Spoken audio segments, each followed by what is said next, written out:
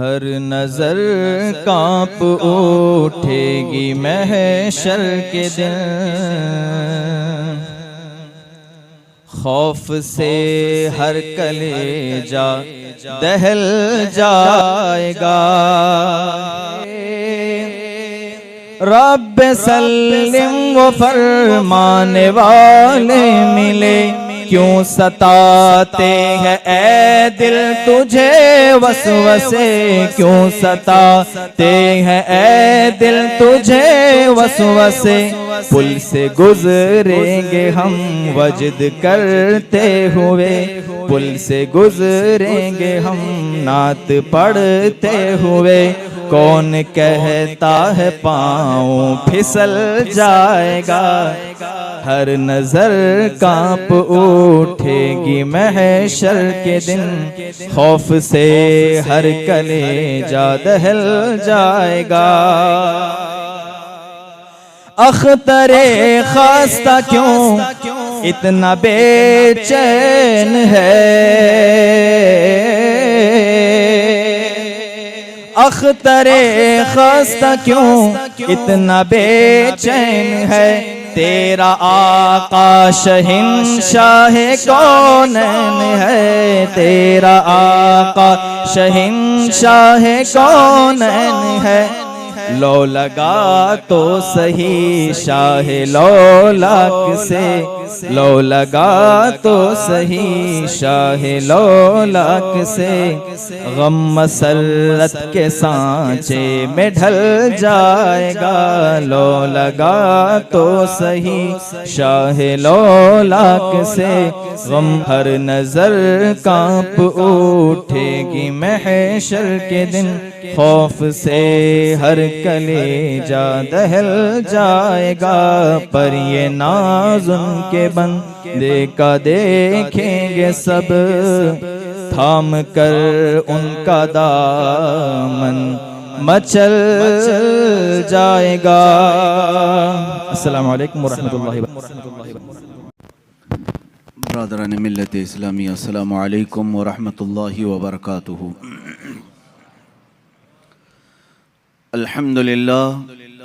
अल्हम्दुलिल्लाहिल हन्नानिल mannan अल्लज़ी खलक़ल इंसान व अल्लमहुल बयान, वस्सलातु वस्सलामु अला रसूलिही सय्यिदिल इंसी वल जान व अला आलिही व अस्हाबिही ज़विल खैरि वल इहसान। अम्मा बअद, फ़अऊज़ु बिल्लाहि मिनश शैतानिर रजीम, बिस्मिल्लाहिर रहमानिर रहीम। वमा हुवा अलल गैबि बिज़नीन, सदक़ल्लाहु मौलानल अज़ीम।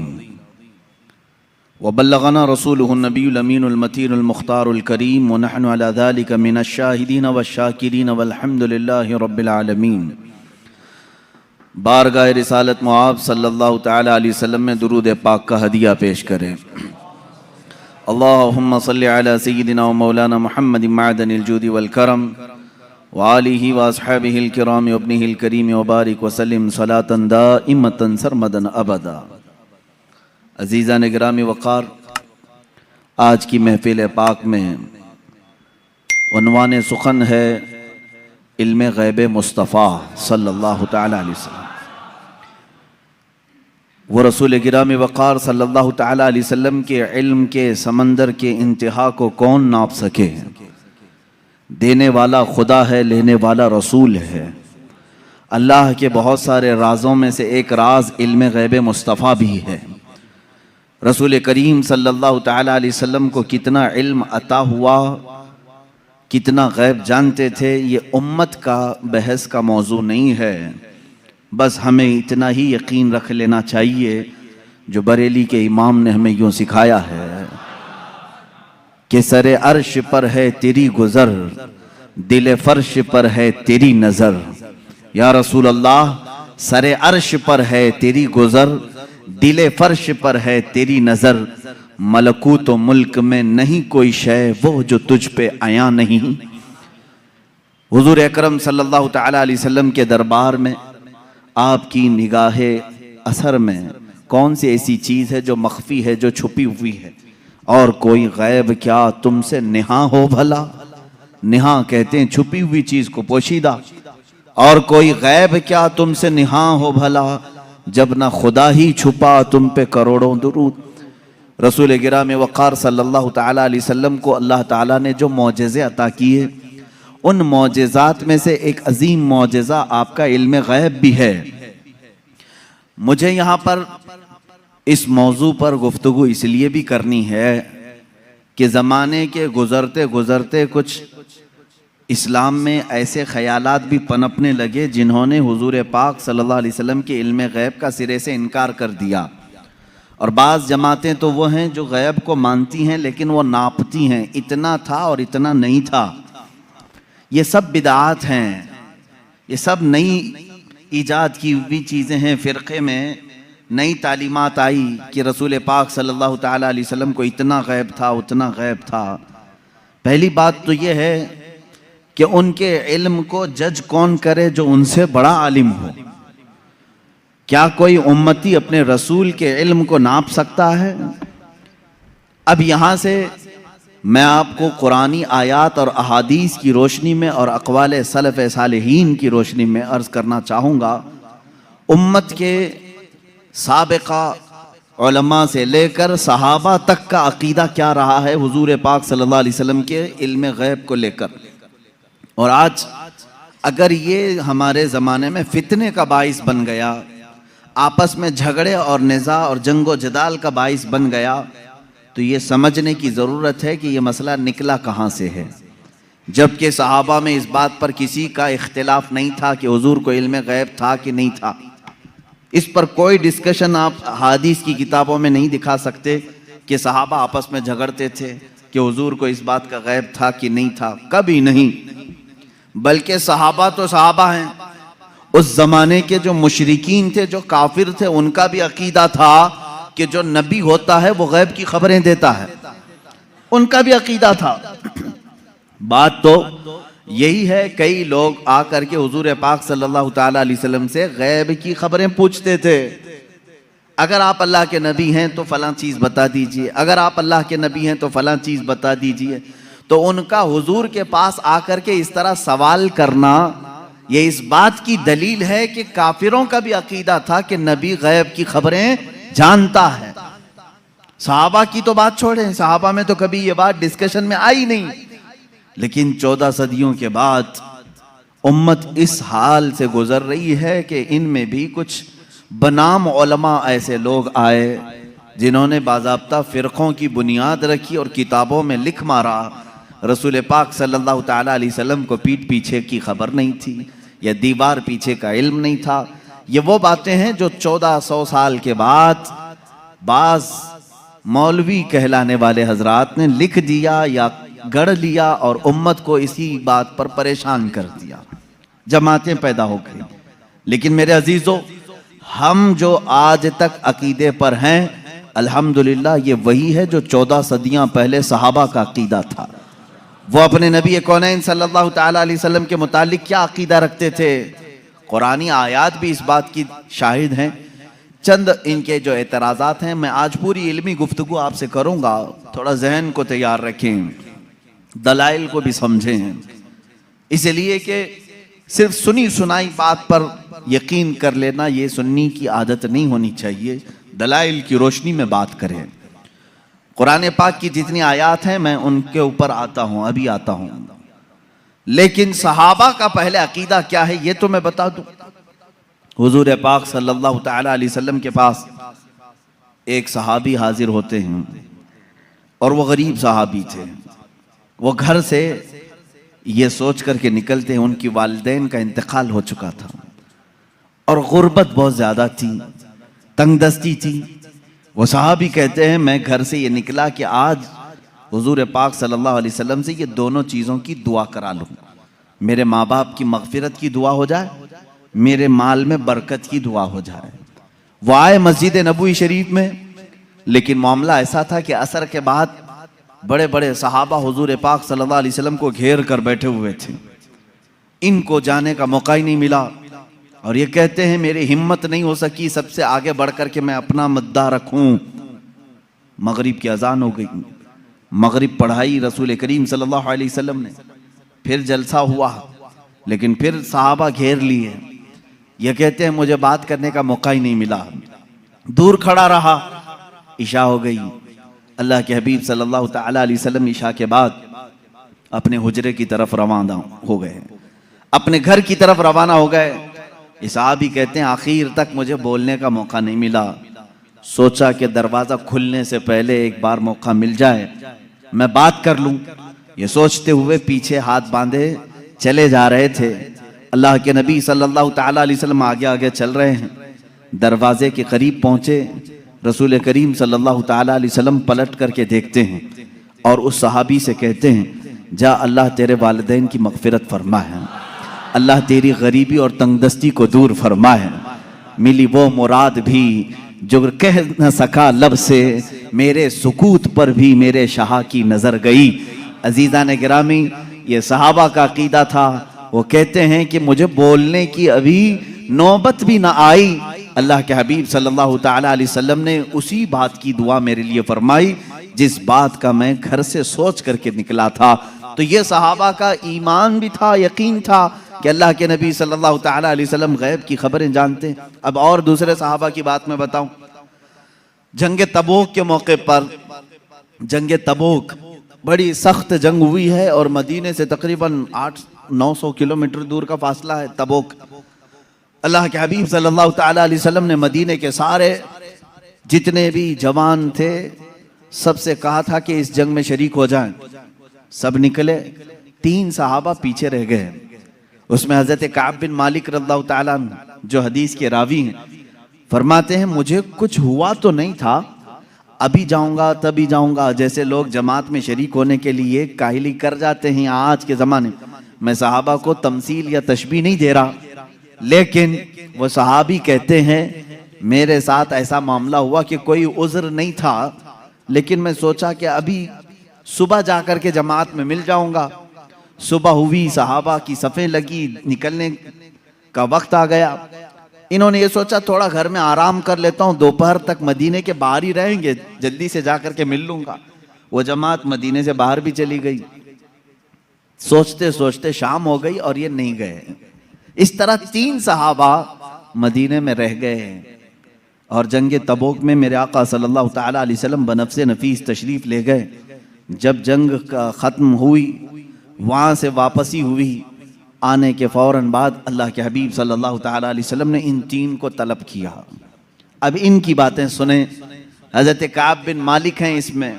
ये कहते हैं अल्लाह के रसूल सल्लल्लाहु ताला अलैहि वसल्लम ने हमें बुलवाया और हुजूर की आदत करीमा थी, सबसे पहले पूछते थे कोई उज़्र था तुम्हारे पास, ना आने की कोई वजह थी। अब इस सहाबी की बात सुने, कहते मैं चाहता तो कुछ ना कुछ बात गढ़ लेता कि घर का काम काज आ गया था, बच्चे बीमार थे, जायदाद का मसला था, कुछ तो कह देता। हज़रत काब कहते हैं, ये अल्फाज हैं उनके, मैं कुछ बहाना कर ले जाता, लेकिन उसके पास क्या बहाना करूं जो दिलों की हालात भी जानता है, जो दिलों की भी खबर रखता है। वो कहते हैं सहाबी रसूल कि मैं कह दिया कि अल्लाह के नबी आप बेहतर जानते हैं, उज़्र तो कुछ नहीं था, सुस्ती और काहिली ने मुझे दूर रखा। तीनों का यही मामला था। बहरहाल ये मामला अलग है, किसी दूसरे वक्त अर्ज करूं, ये लंबी हदीस है। हुजूर पाक सल्लल्लाहु ताला अलैहि वसल्लम ने उन तीनों सहाबा का बायकाट किया 40 दिन तक। फिर कुरान की आयत नाजिल हुई, उनकी तौबा कबूल हुई, फिर उनको माफ़ किया गया। लेकिन मुझे इससे बयान यही करना था, सहाबा का अकीदा ये है, वो ये कहते हैं हम चाहते तो बहाना कर लेते, लेकिन उनके पास क्या बहाना करें जो दिलों की भी जानते हैं। इसका मतलब ये है कि ये सहाबा उसका उस तरह का अकीदा नहीं रखते थे जो आज के मुल्ला कहते हैं कि पीठ पीछे की खबर नहीं थी, दीवार के पीछे की खबर नहीं थी। वो सहाबी कहते मेरे दिल के हालात वो जानते थे, इसलिए मैं बहाना नहीं कर सका। अजीज़ा ने गिरामी वक़ार, 1-2 नहीं, कई बातें इस बात की शाहिद हैं और दलील हैं। अल्लाह के हबीब सल्लल्लाहु ताला अलैहि वसल्लम ने गैब की खबरें दी हैं। अब मुझे ये बताएं, नबी जो लफ्ज़ है ये किसी भी दुनिया की डिक्शनरी में जाकर उठाओ, अरबिक लफ्ज़ है ये, नबी अरबिक वर्ड है। इसका तर्जुमा कहीं से भी जाकर के आप देखें, नबी का माना होता है गैब की खबर देने वाला। गैब की खबर देने वाला। इसका डेफिनेशन ही ये है, अगर वो गैब की खबरें ना दे तो फिर नबी कैसा? वो लफ्ज ही उसके ऊपर सूट नहीं करेगा अगर वो गैब की खबर नहीं जानते हो। गैब की खबर से मुराद क्या है मेरे अजीजों? जो जाहिर है हम इसको कहते हैं जाहिरी खबर, और गैब में बहुत सारी चीजें आती हैं। जमीनों का इल्म, आसमानों का इल्म, तुम्हारे नसब का इल्म, तुम्हारे दिलों के अंदर छुपे हुए राजों का इल्म, तुम्हारे घरों में मौजूद खबरों का इल्म, बहुत सारी चीजें आती हैं, ये सब गैब में आती हैं। अब हजरत ईसा अलैहिस्सलाम के मुतालिक कुरान कह रहा है, व उब्रिउल अकमह वल अबरस व उहिल मौता बिइज़्निल्लाह व उनब्बिउकुम बिमा ताकुलून व मा तदखिरून फी बुयूतिकुम।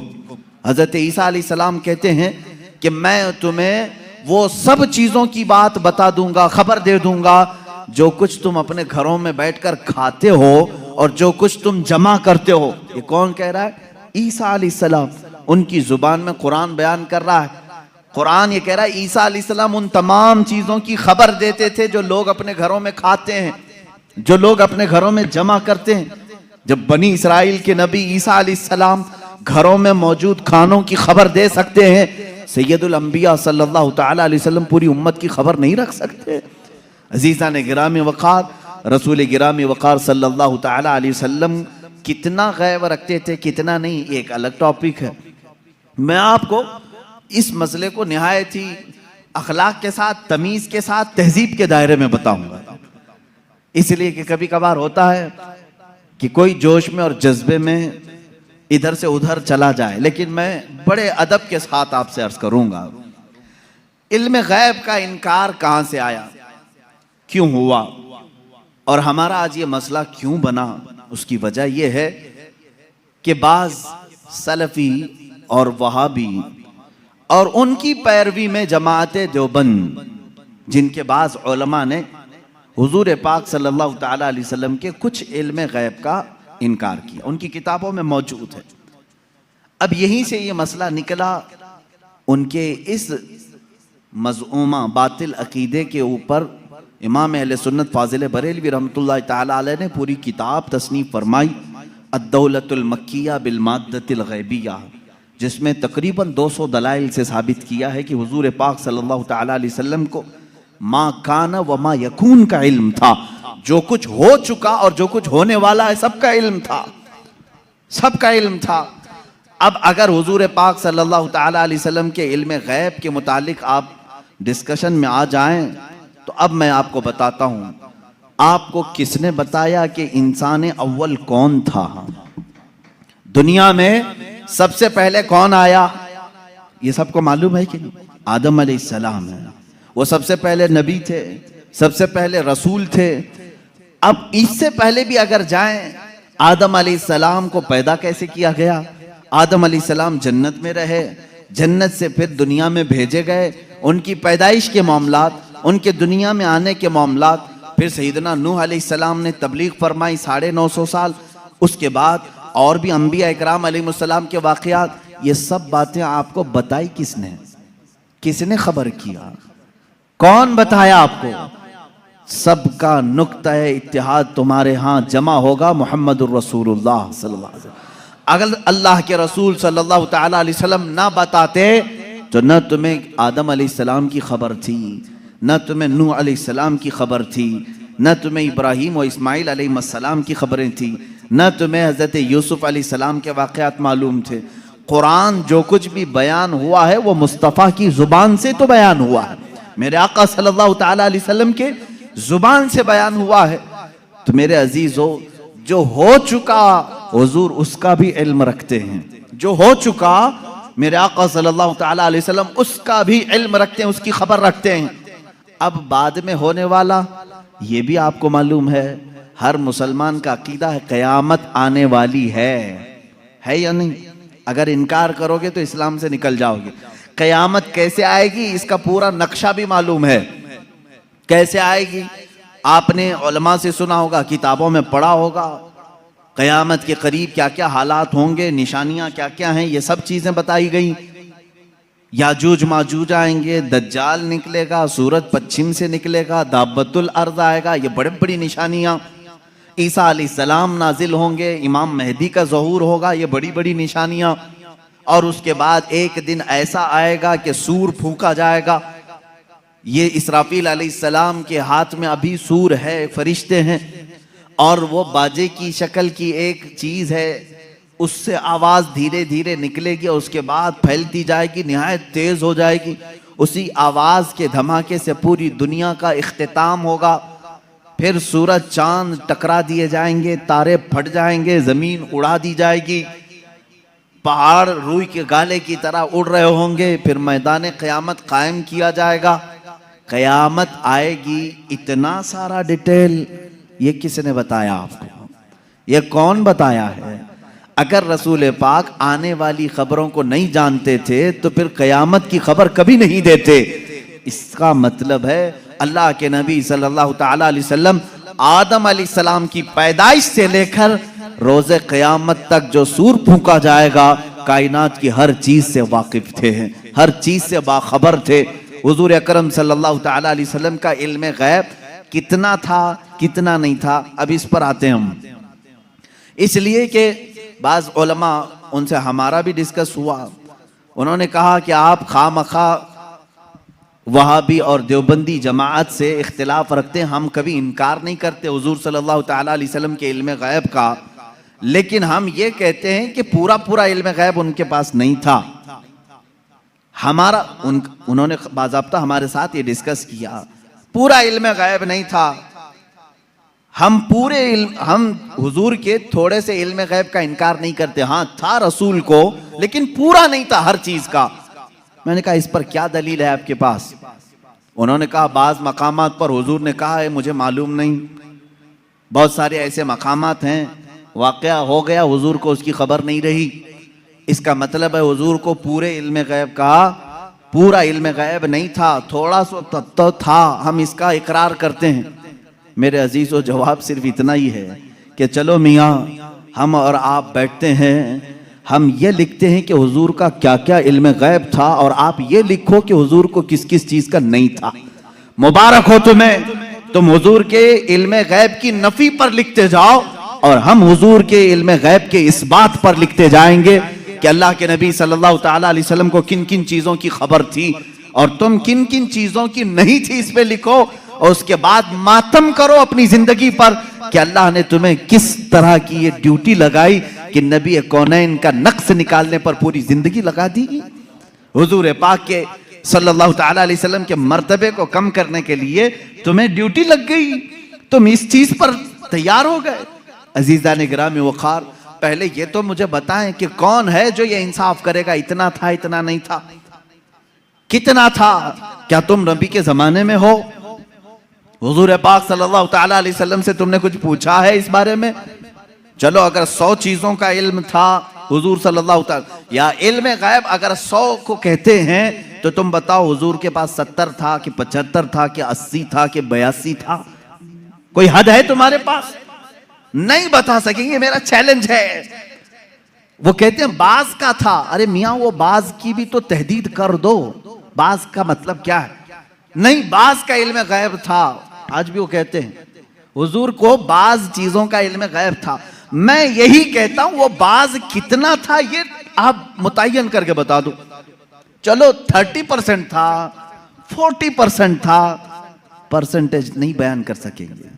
जहां उन्होंने उंगली रख दी कि इतना था, तो फिर वो इस्लाम में ज्यादती करने वाले बन जाएंगे और खारिज इस्लाम हो जाएंगे। हुजूर के इल्म को उन्होंने अगर घेर दिया इतना था। अब हमसे वो पूछते हैं चलो ठीक है, हम नहीं बताते कितना परसेंट था, आप ही बताओ कितना था। हम कहते हैं अल्लाह के बाद अगर कोई इल्म है तो रसूल पाक के बाद, तो अल्लाह का नापो, उसके बाद पता चल जाएगा। अल्लाह रब्बुल इज्जत का जो इल्म है, उसके बाद अल्लाह ने अगर किसी को इल्म अता किया है तो अपने रसूल को अता किया। यह हमारा अकीदा है। अब हमें मालूम नहीं अल्लाह का इल्म कितना है, अब हमको वो असल मालूम नहीं, तो फिर जिसको अता किया उसका क्या हम हिसाब कर सकेंगे? अब एक एग्जाम्पल मैं आपको बता दूं। सैयदना खिज़र अलैहिस्सलाम, जिनको खदिर कहा गया है, मूसा अलैहिस्सलाम और हजरत खदिर का जो वाकया है सूरह कहफ में है, उन्होंने खुद कहा है कि मुझे बाज़ चीज़ों की हिकमत दी गई।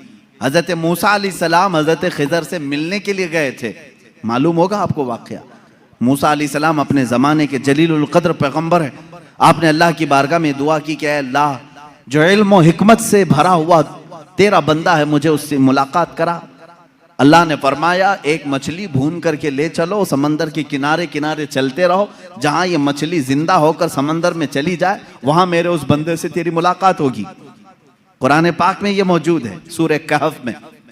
मूसा अलैहिस्सलाम अपने गुलाम के साथ लेकर चलते रहे, एक जगह आराम करने के लिए आप रुके, सो गए, मछली वहीं जिंदा हुई, भुनी हुई मछली, तली हुई मछली जिंदा हुई और समंदर में कूद गई। गुलाम ने खबर नहीं किया, उठाया नहीं। मूसा अलैहिस्सलाम आराम फरमा रहे थे, फिर जब बेदार हुए तो गुलाम भूल गए, आगे चल पड़े। मूसा अलैहिस्सलाम को भूख की शिद्दत हुई तो आपने कहा लाओ वो मछली खा लेते हैं, अब लंबा सफर नहीं होगा। तब गुलाम ने कहा वो मछली वहीं उछल कर चली गई थी जहां आप आराम कर रहे थे। वाकया तवील है। वापस मूसा अलैहिस्सलाम वहां आए तो देखा एक सफेद पोश बुजुर्ग थे, उन्होंने आपका नाम लेकर के आपको सलाम की, मुलाकात हुई। हजरत मूसा अलैहिस्सलाम ने उनसे कहा कि मैं आपके साथ कुछ दिन रहना चाहता हूं। उन्होंने कहा तुम मेरे साथ नहीं सब्र कर सकोगे। मूसा अलैहिस्सलाम ने कहा रहूंगा। उन्होंने एक शर्त रखी, मैं जो भी काम करूं उस पर पूछना मत कि ऐसा क्यों किया। मूसा अलैहिस्सलाम इस पर पाबंदी के साथ चलते रहे। 3 वाकयात कुरान में बयान किए गए। कश्ती पर बैठे और वो कश्ती वाला फ्री में बिठाया दोनों को, मूसा अलैहिस्सलाम और हजरत खिदर को। आप हजरत खिदर उसकी कश्ती को फाड़ने लगे। मूसा अलैहिस्सलाम ने कहा कि ये फ्री में बिठाया है, उसकी कश्ती को आप फाड़ रहे हैं। उन्होंने जलाल का इजहार किया, कहा मैंने कहा था आप मेरे किसी काम पर ना सवाल करें। आपने कहा आइंदा नहीं किया जाएगा। कश्ती से उतरे, एक मकाम पर गए, एक गांव में कुछ बच्चे खेल रहे थे, उसमें खूबसूरत बच्चा था, उसको पकड़ करके उन्होंने मार दिया हजरत खिदर ने। मूसा अलैहिस्सलाम ने फिर पूछा क्या आपको यही बच्चा मिला था, इसको आपने मार दिया? उन्होंने फिर कहा। आपने फिर पूछा। उन्होंने कहा मूसा अलैहिस्सलाम ने आखिरी एक मौका और, एक गांव पहुंचे, गांव वालों से कहा हमको मेहमान बना लो। गांव वालों ने इनकार कर दिया, हम दोनों को मेहमान नहीं रखेंगे और ना खाना खिलाएंगे। वो वहां से निकले, उस गांव की एक दीवार गिर रही थी। मूसा अलैहिस्सलाम से हजरत खिदर ने कहा चलो दोनों मिलकर के दीवार को सीधी करते हैं। मूसा अलैहिस्सलाम ने कहा एक तो गांव वालों ने खाना भी नहीं खिलाया, मेहमान भी नहीं बनाया, इनकी दीवार को हम क्यों सही करें, और आपने ऐसा क्यों किया? हजरत खिदर ने कहा अब यहाँ से तुम्हारा और हमारे जुदाई का रास्ता, हादा फिराकु बैनी व बैनक सउनब्बिउका बितअवील मा लम तस्तति अलैहि सबरा। कुरान कहता है अब खिदर अलैहिस्सलाम ने कहा जिस पर आपको सबर नहीं हुआ उनमें से हर एक की मैं हिकमत बताता हूँ, इसके पीछे छुपा हुआ गैब का इल्म क्या था। ये कौन कह रहा है? सैयदना खिदर अलैहिस्सलाम। इसके पीछे छुपे हुए राज क्या थे?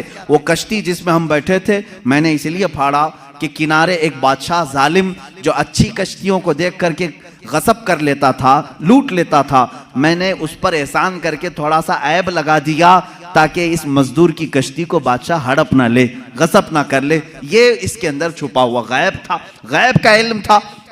मूसा अलैहिस्सलाम को दूसरे वाक़ये की खबर उन्होंने दी।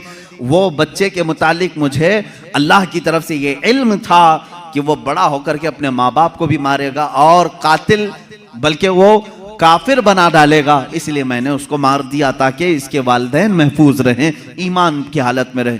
तीसरे, उस दीवार को हमने जो सही किया वो दर हकीकत 2 यतीमों की थी, उनके बाप ने उस दीवार के पीछे खजाना दफन किया है, अगर ये गिर जाती तो गांव वाले हड़प ले जाते। मैंने उन यतीमों की हिफाजत के लिए दीवार को सही किया। ये 3 गैब की खबरें बताते हैं हजरत खिदर। उसके बाद जो बात है खिदर, सैयदना खिदर, इनके मुतालिक खुद इख्तिलाफ है कि ये नबी थे कि वली थे, नबी थे कि वली थे। बाज़ उलमा ने कहा बनी इसराइल के नबी थे, बाज़ उलमा ने कहा नहीं वो अपने वक्त के वली थे। बहरहाल अल्लाह ने उनको इल्म हिकमत अता किया था। अब आओ मैं आपको बताता हूँ कितना दिया था। अब यही बात चल रही ना, कितना दिया था, इतना कि उतना। हजरत मूसा अलैहिस्सलाम ने हजरत खिदर से पूछा कि आपको कितना इल्म गैब मिला? वो समंदर के सफर पर थे। समंदर को तो जानते हैं आप, इसका किनारा कौन देखा है, इधर शुरू हुआ कि उधर खत्म हुआ, मालूम ही नहीं पड़ता। समंदर तो वहां तक दिखता है जहां तक आसमान लगा हुआ दिखता है। समंदरों को आपने देखा होगा तो मालूम है, हमने सफर भी किया है, कोई किनारा समंदर का दिखता नहीं जल्दी। हजरत खिदर उस वक्त कश्ती में बैठे हुए हैं मूसा अलैहिस्सलाम के साथ, एक चिड़िया उड़ती हुई आई, बैठी, उसने चोंच मारा और समंदर से कतरा पानी पी और उड़कर चली गई।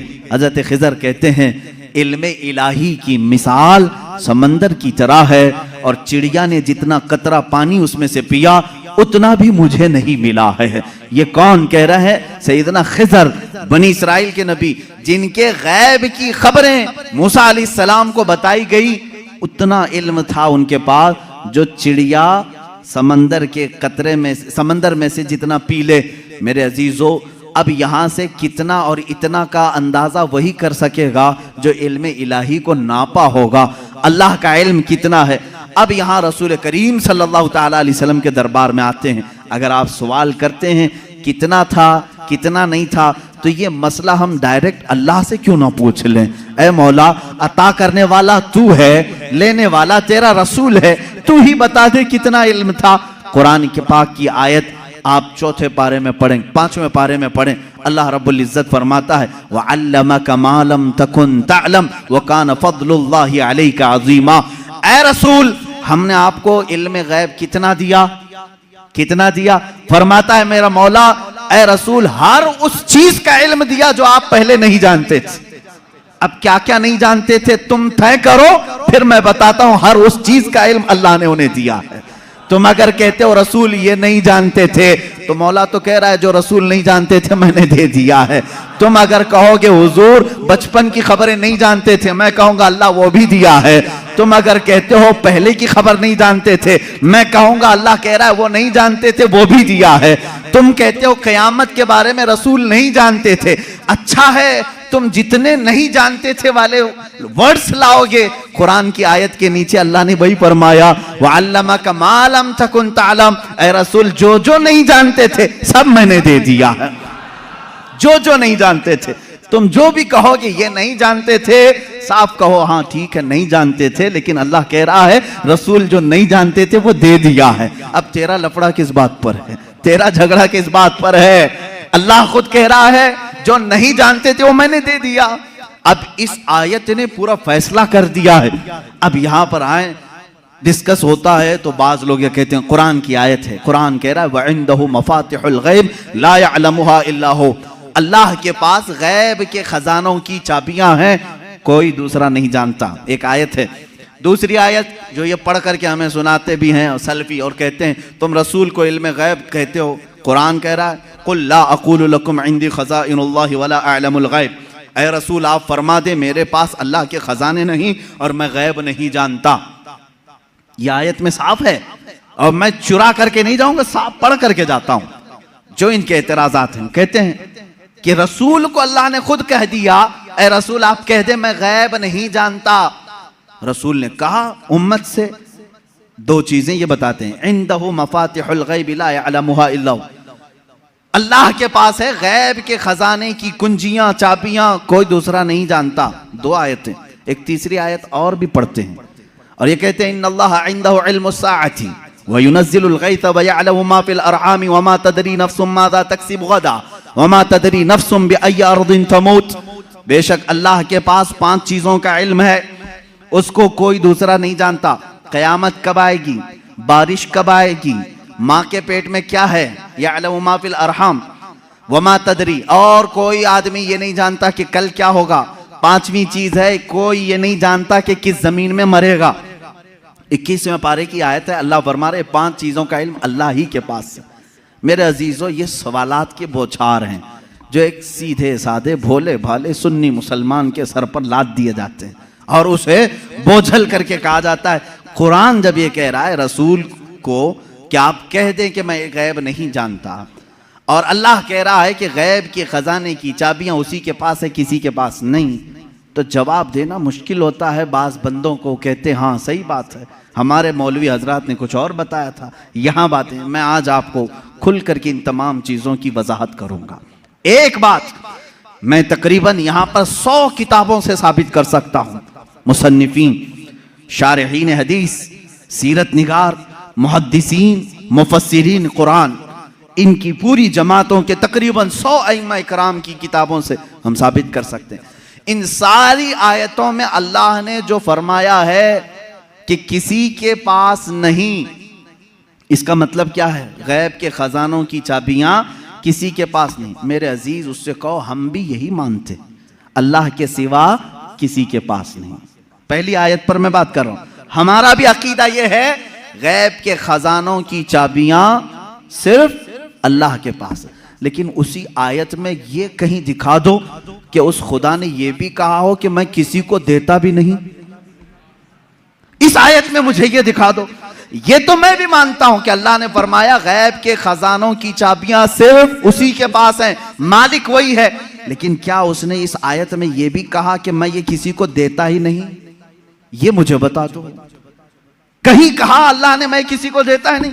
लेकिन मैं तुम्हें बताता हूं, अल्लाह दूसरी जगह फरमा रहा है, वमा कान अल्लाहु लियुत्लिअकुम अलल गैब वलाकिन्नल्लाह यज्तबी मिन रुसुलिही मन यशा। अल्लाह रब्बुल इज्जत के पास इल्म गैब के खजाने हैं, कोई दूसरा इसका मालिक नहीं। हाँ, अल्लाह फरमाता है वलाकिन्नल्लाह, लेकिन अल्लाह अपने बंदों में से जिसे चाहता है गैब के खजाने देता है। एक तरफ तो रब ताला फरमा रहे हैं, अब समझ में आई बात। दूसरी आयत ये नहीं पढ़ते, ये चुरा के जाते हैं। मैंने ये जो एतराज करते हैं वो भी आयत पढ़ी, और जवाब में जो आयत पढ़नी चाहिए थी वो भी मैंने पढ़ी। अल्लाह ने फरमाया बिल्कुल सच है, हमारा अकीदा भी यही है, गैब के खजानों की चाबियों का मालिक सिर्फ अल्लाह है। लेकिन उसने कहीं कुरान में ये नहीं कहा कि मैं ये चाबियां किसी को नहीं देता, कहीं कहा अल्लाह ताला ने, बल्कि रसूल से पूछते हैं। मेरे आका सल्लल्लाहु ताला अलैहि वसल्लम खुद फरमाते हैं, हदीस पाक है, सही हदीस है, उअतीतु मफातीह खज़ाइनिल अर्द। मेराज की रात आपको अल्लाह ने क्या क्या दिया? हुजूर फरमाते हैं, मुझे जमीन के सारे खजानों की चाबियां अल्लाह ने दी। रब है मोती ये है कासिम, रिस्क उसका है खिलाते ये हैं। टेंशन तीसरे को क्यों है? तकलीफ तीसरे को क्यों है? अल्लाह फरमा रहा है देना चाहे वो अपने बंदों में से जिसको चाहे दे दे। एक आयत ये है। अब दूसरी बात, आप ऐ रसूल फरमा दें कि मैं गैब नहीं जानता। एक आयत ये भी पढ़ करके बता, देखो 7वें पारे में है, अल्लाह ने फरमाया ऐ रसूल आप कह दें मैं गैब नहीं जानता। इसका मतलब क्या है? जब रसूल खुद फरमा रहे हैं मैं गैब नहीं जानता। अजीज़ान गिरामी वक़ार, हर आयत का पस मंज़र देखना होगा कि आयत क्यों नाजिल हुई, किस मकाम पर नाजिल हुई। अजीज़ान गिरामी वक़ार, रसूल करीम सल्लल्लाहु ताला अलैहि वसल्लम के लिए कोई ये अकीदा न गढ़ ले कि जैसे खुदा का इल्म है वैसे रसूल का भी इल्म है। ये शिर्क हो जाएगा। किसी सुन्नी का ये अकीदा है? क्या आप रसूल को खुदा के बराबर समझते हैं? रसूल का इल्म खुदा के इल्म के बराबर है? नहीं। अल्लाह का इल्म उसका अपना जाती इल्म है, और रसूल का जो इल्म है वो अता किया हुआ है।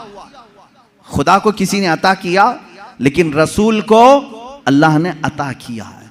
अब यहां पर अल्लाह ने जो रसूल से फरमाया ऐ रसूल आप कहते मैं गैब नहीं जानता, इसका मतलब वैसा गैब जो अल्लाह का है वो मैं नहीं जानता, हाँ वो सब जानता हूं जो अल्लाह ने मुझे दिया है। बात समझ में आ गई? ये दूसरी आयत हो गई। तीसरी आयत, जो 5 चीजों का इल्म अल्लाह के पास है, वो कौन कौन सी 5 चीजें मैंने बता दिया। कयामत कब आएगी, माँ के पेट में क्या है, बारिश कब आएगी, कौन कहाँ मरेगा, और कल क्या होने वाला है। ये 5 चीजें 21वें पारे में अल्लाह ने फरमाया। ये बहुत सारे लोग एतराज के तौर पर इसी आयत को पेश करते हैं, कहते हैं देखो रसूल को अल्लाह ने इन चीजों से भी दूर रखा था, ये 5 चीजों की खबरें नहीं। जबकि आप हदीसें पढ़ें तो ये 5 चीजों की खबरें हुजूर ने दी हैं। कुरान कह रहा है इसका इल्म किसी के पास नहीं, और रसूल यहां खबरें दे रहे हैं। एक टुकड़ा उसमें से मैं बता दूं, एक टुकड़ा अल्लाह के नबी सल्लल्लाहु ताला अलैहि वसल्लम की हदीस की तरफ मैं ले जाऊंगा। कुरान की आयत का एक टुकड़ा, कौन कहां मरेगा ये नहीं जानता कोई। वमा तदरी नफ्सुम बिअय्यि अर्दिन तमूत। लेकिन जंगे बद्र का मौका है, दूसरे दिन जंग होने वाली है। रात के वक्त मेरे आका सल्लल्लाहु अलैहि वसल्लम अपने हाथ में छड़ी लेकर के चल रहे हैं। मुस्लिम शरीफ की हदीस है, सही मुस्लिम शरीफ की हदीस, हुजूर सल्लल्लाहु ताला अलैहि वसल्लम अपने हाथ में लकड़ी लेकर मैदान में आए, अपने सहाबा को हौसला दिलाना था कि तुम घबराओ मत, कल क्या होने वाला है मैं बताता हूं। कुरान कह रहा है कल क्या होने वाला है वो किसी को नहीं मालूम, और रसूल कह क्या टकराव है क्या रसूल में और कुरान में? मैं इसको बताऊंगा मेरे अजीजों जवाब के जरिए से। कोई टकराव नहीं, टकराव तो इनके पेट में। यहां हुजूर पाक सल्लल्लाहु ताला अलैहि वसल्लम ने अपनी लकड़ी उठाई और सहाबा से कहा इधर हटो, एक गोल लकीर खींची और फरमाया देखना कल जंग खत्म होने के बाद अबू जहल यहां मरेगा, अबू जहल गिर करके यही मरा होगा। दूसरा दायरा खींचा और एक काफिर का नाम लिया, कहा यहां उतबा मरेगा, यहां शैबा मरेगा। कुरान कह रहा है कौन कहां मरेगा ये किसी को नहीं मालूम, और रसूल लकीर खींच करके बता रहे हैं अबू जहल यहां मरेगा। अब जिस सहाबी ने ये हदीस रिवायत की है, आप हदीस के आगे के अल्फाज पढ़ें, इनकार की गुंजाइश उनके पास भी नहीं, इसलिए कि मुस्लिम शरीफ की हदीस है, मुस्लिम शरीफ की हदीस है जो बुखारी का दर्जा भी रखती है बाज मकामात पर। मेरे अजीजों साहबी कहते हैं जंग हुई, खत्म हुई, दूसरे दिन हम फतह का जश्न मना रहे थे, लेकिन मैदान में जब काफिरों की लाशें घसीटने के लिए आए तो हमने देखा रसूल पाक सल्लल्लाहु अलैहि वसल्लम ने जो दायरा खींचा था जिसके नाम का, वो एक बाल बराबर भी बाहर नहीं गिरा था, वहीं गिर। अबू जहल के लिए जो पिंजरा बनाया गया था उसी में मरा है। उतबा और शैबा के लिए जो डेडलाइन खींची गई थी वहीं उनका डेड हुआ है, आखिरी वहीं खत्म हुए हैं। मेरे अजीजों कुरान कह रहा है कल क्या होने वाला है ये किसी को नहीं मालूम, रसूल ने एक दिन पहले जंग कल कैसे होने वाली वो बता दिया। दूसरी चीज कुरान कह रहा है कौन कहां मरेगा ये नहीं मालूम, रसूल तो जमीन खींच करके बता रहे हैं। दो चीजें तो यहां हो गई, मां के पेट में क्या है ये भी कोई नहीं जानता। तुम रसूल की बात आते हो तो यहां कहते हो देखो रसूल, कुरान कह रहा है मां के पेट में क्या है वो नहीं जानता। तुम तो डॉक्टरों के बारे में भी इतना इल्म रखते हो कि सोनोग्राफी से बता देते हैं लड़का है कि लड़की है। आज के जदीद इल्म में इसका तो इनकार नहीं है। अब ये कुरान की आयत जिस चीज को मना कर रही है कोई नहीं जानता, इसका मतलब क्या है, इसका मतलब क्या है?